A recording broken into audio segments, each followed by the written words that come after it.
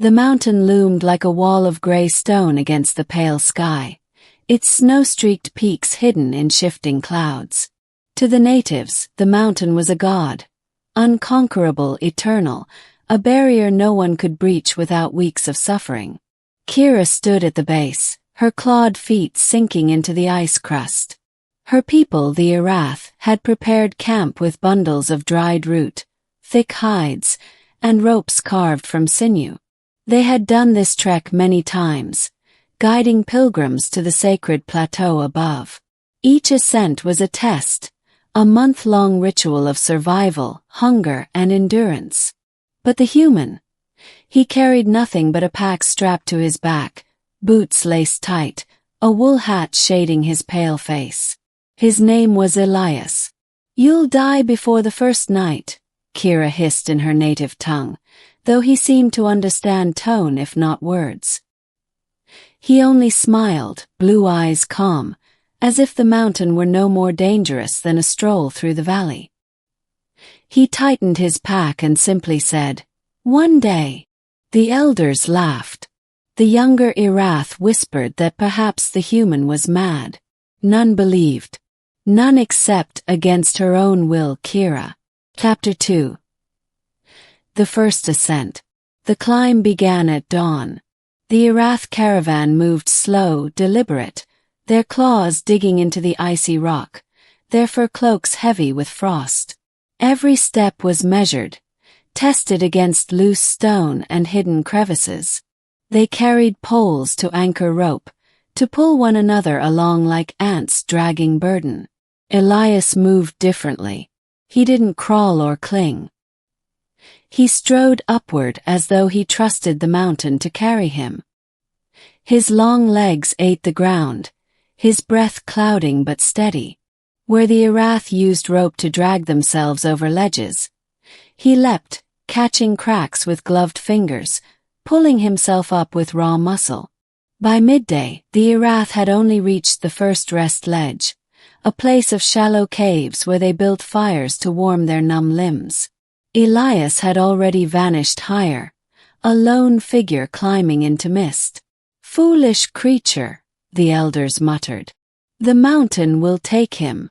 But Kira watched the trail above, heart pounding with something she couldn't name.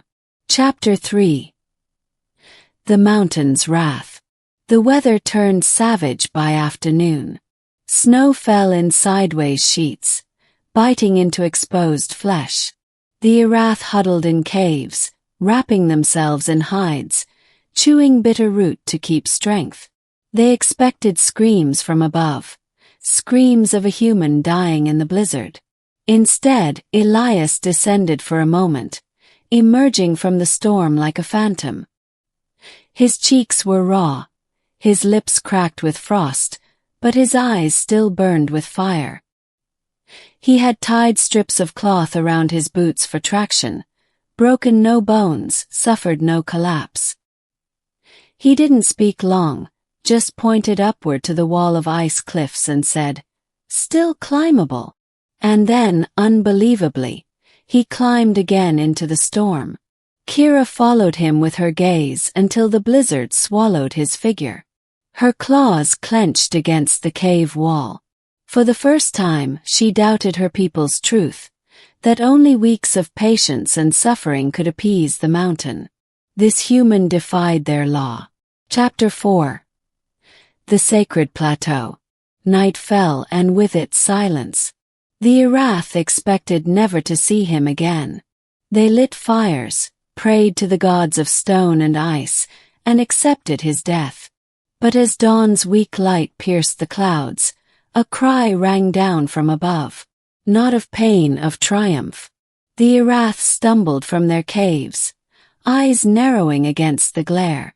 High, impossibly high, a figure waved from the edge of the sacred plateau.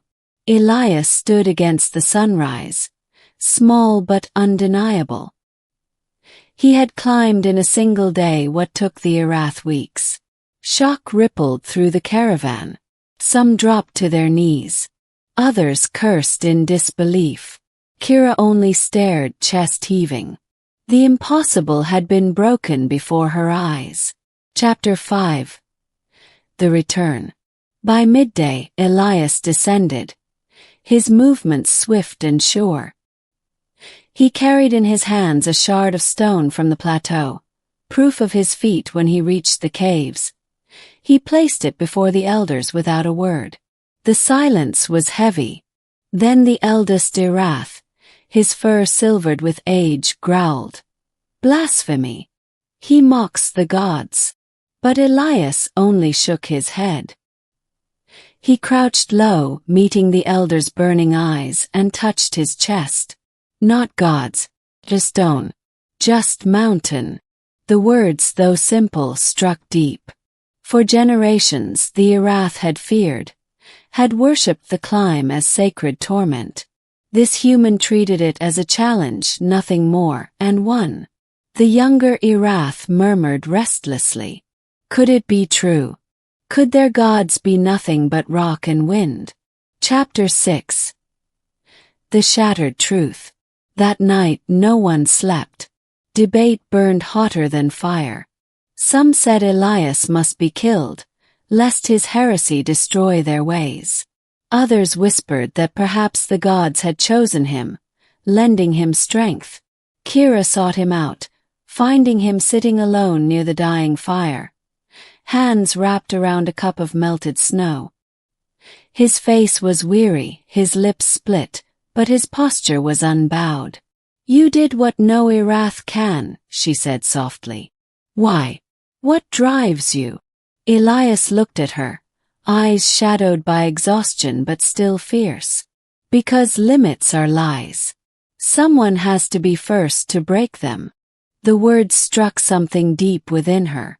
She thought of her people, bound by fear, chained to ritual suffering.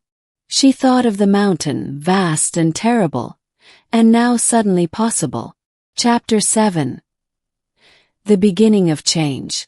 The next morning Elias left. He shouldered his pack, bowed once to the caravan, and began his descent toward the valley below. The elders forbade anyone to follow him, declaring him cursed, a danger. But Kira could not stop watching until he was gone from sight. The Irath continued their slow climb. Weeks passed before they too reached the plateau, exhausted and frostbitten. Yet when Kira's claws touched the stone Elias had stood upon, it no longer felt like holy ground. It felt like a place she had been denied for too long by fear. In her heart, a seed had been planted. She would climb as he had, swift, unchained. And when she did, she would show her people the truth, that the mountain was never a god. It was only waiting for someone brave enough to conquer it, ending a new legend. Years later, around the fires of the valley, Irath children would whisper stories of the human who climbed the mountain in a single day. Some said he was touched by spirits. Others said he was no man at all, but a ghost. But Kira knew the truth.